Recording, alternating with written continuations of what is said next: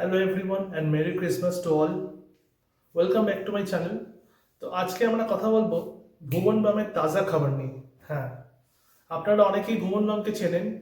তিনি নিজের কেরিয়ারটা as a musician start করেছিলেন এবং আস্তে আস্তে তিনি ইউটিউবে ট্রানজিশন করেছেন এবং তার প্রোডাকশনের প্রথম কাজ ছিল বিবিকি ভাইন্স। ছোটবেলায় আমার তো মনে হয় না এমন কেউ ছিল না যে ইউটিউবে প্রথমবার আসার পরে বিবিকি ভাইন্স দেখেননি। আই হোপ অনেকেই দেখেছেন আর অনেকে তার স্কেচগুলো এনজয়ও করেছেন। তারপর ওয়েব সিরিজে মুভ অন করলেন। প্রথম কাজ ছিল ঢিন্ডোরা এবং সেকেন্ড কাজ হলো তাজা খাবার, যেটা হটস্টারে এখন দেখতে পাবেন আপনারা। এই বছরে সিজন 2 রিলিজ করেছে, তাই আমি দুটো সিজনই একসাথে রিভিউ করব। So let's start. ছোটবেলায় স্কুলে একটা গল্প পড়েছিলাম দ্য মাঙ্কিস প বলে।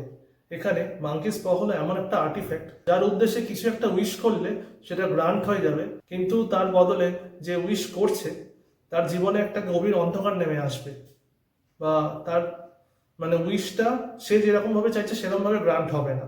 বা আপনি অনেকটা বলতে পারেন যে মার্ভেলের ইনফিনিটি ওয়ার রিলিজ করা হয়েছে, সেখানে একটা আর্টিফ্যাক্ট ছিল সোল স্টোন বলে, একটা ট্যাগলাইন খুব ইউজ করা হয়েছে, যেটা হলো যে সোল ফর আ সোল, মানে সোল স্টোনটা পেতে গেলে নিজের জীবন বিপন্ন করে পেতে হবে।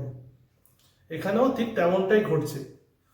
আমরা ইন্ট্রোডিউস হচ্ছি যে ভাসিয়া বলে যে ক্যারেক্টারটা, যেটা ভুবন বাম প্লে করছে, মানে বসন্ত গাওড়ে, সে অ্যাকচুয়ালি একজন আন্ডারডগ। এবং সাধারণত এইরকম গল্পের টেমপ্লেট হচ্ছে রাইজ ফল রাইজ, এরকম ভাবে হয়। মানে একজন মানুষ হঠাৎ করেই একটা জীবনে এমন কিছু ঘটছে যার জন্য সে সাফল্যের উচ্চ পদে পৌঁছে যাচ্ছে, তারপর তার পার্সোনাল লাইফে একটা ট্র্যাজেডি ঘটছে, আবার সে নতুন করে জার্নি শুরু করে সেই জায়গাটা অ্যাচিভ করছে। যেমনটা আপনি বলতে পারেন যে পুষ্পা 2 এর এন্ডিংয়ে হলো। পুষ্পা 1 আর পুষ্পা 2 তে পুষ্পার রাইজটা দেখানো হচ্ছে, বাট পুষ্পা 2 তে দেখাচ্ছে যে ফ্যামিলি যখনই একত্র হলো তখনই তাদের বাড়িতে একটা অঘটন ঘটছে। ওই এক্সপ্রেশনটা অনেকেই দেখেছে, যেটা লাস্টের দিকে দেখালো। তো মূল বক্তব্যে ফেরত আসা যাক।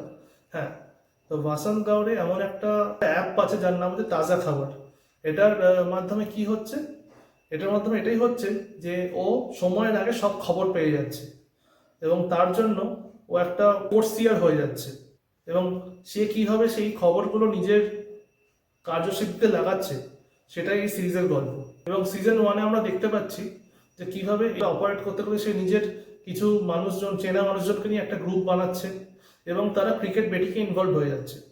তার গার্লফ্রেন্ডের চরিত্রে অভিনয় করছে শ্রেয়া পিলগাঁওকর, যাকে আপনারা মির্জাপুরেও দেখেছেন। এবং অনেক ছোট ছোট সাপোর্টিং অ্যাক্টার্স রয়েছে যাদের আপনি বিভিন্ন apps like filter copy, RSVP বা অলরাইট মতন চ্যানেল, ছোটখাটো চ্যানেলও স্কেচ করতে দেখেছেন। এবার একটা মানুষ যখন সাফল্যের শীর্ষ পদে পৌঁছে যায় তখন সে নিজের কাছের মানুষদের অগ্রাহ্য করতে শুরু করে। তেমনটাই এই সিজন 1-এ এন্ডিংয়ে দেখানো হয়েছিল, যেখানে ও খুব ওভার কনফিডেন্ট হয়ে গেছে এবং কারোর ওপিনিয়ন ম্যাটার করছে না ওর কাছে। এবার সিজন 1 তাই জন্য আমার ভালোই লেগেছিল, কারণ প্রথম কথা ভুবন বামকে আমরা এইরকম একটা অ্যাভাটারে কোনোদিন ইমাজিন করিনি। এবার আমরা সিজন 2-তে চলে আসি। সিজন 2 এই বছরই ইয়ার করেছে, যেটা আমি আপনাকে আগে বললাম। এবং সিজন 2-তে আমরা যেটাকে সিজন 1-এ ভেবেছিলাম যে ওভার কনফিডেন্স বা অ্যাটিটিউড প্রবলেম, সেরকম কিন্তু নয়। সিজন 1-এও লাস্টের দিকে ও ইচ্ছা করে সবার সাথে খারাপ ব্যবহার করেছিল, কারণ ও একটা জায়গা থেকে বেরোতে চাইছিল, একটা জায়গায় ফেঁসে গেছিল। এই সিজনের মাস্টার মাইন্ড এবং অ্যান্টাগনিস্ট হচ্ছে জাভেদ জাফরি। হ্যাঁ, আগের সিজনে ছিল সেটা জেডি চক্রবর্তীকে আপনারা অনেকেই চেনেন, সাউথ ইন্ডিয়ান মুভিজ যারা দেখে তারা চিনতে পারে। জাভেদ জাফরি কিন্তু আরো পপুলার একটা ফেস। তাকিশ কাসেল থেকে শুরু করে উনি অনেক কমেডি মুভিজে স্টার করেছিলেন, কিন্তু অ্যাজ আ ভিলেন ওনাকে খুব কমই আমরা দেখতে পাই স্ক্রিনে। লাস্ট আমার মনে হচ্ছে আমি দেখেছিলাম বেশারাম বলে সিনেমাটা, যেটা তুমি ফ্লপ করেছিল।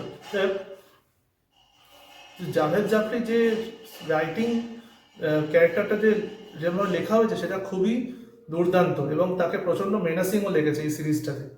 তাই জন্যে মাঝখানে এই ভাসিয়ার যে ক্যারেক্টারটা, সে মাঝখানে কিছুদিন আন্ডারগ্রাউন্ড হয়ে গেছিল, কারণ জাভেদ জাফরির থেকে বাঁচার জন্য। কিন্তু তাকে আবার গেমে ফিরতে হয়েছে এবং তাজা খাবার একটা ইউজ করতে হচ্ছে। এই সিরিজের এন্ডিংয়ে যে কাইন্ড অফ একটা ক্লোজার দেওয়া হয়েছে, কিন্তু আবার এটাও টিজ করা হয়েছে যে আবার সিজন 3 আসতে পারে। আমার এই সিজনের এন্ডিংটা আগের সিজনের তুলনায় ভালো লেগেছে। পুরো পোলার অপোজিট দুটো এন্ডিং। সব মিলিয়ে যদি আমি সিরিজটার কথা বলি তো এটা একটা খুবই আন্ডাররেটেড সিরিজ, এবং আমি চাইবো আমার অডিয়েন্স এবং যারা যারা আছে আমার ক্লোজ ওয়ান্স, তারা সবাই যেন সিরিজটা দেখে। Thank you, that's all, have a happy holiday season.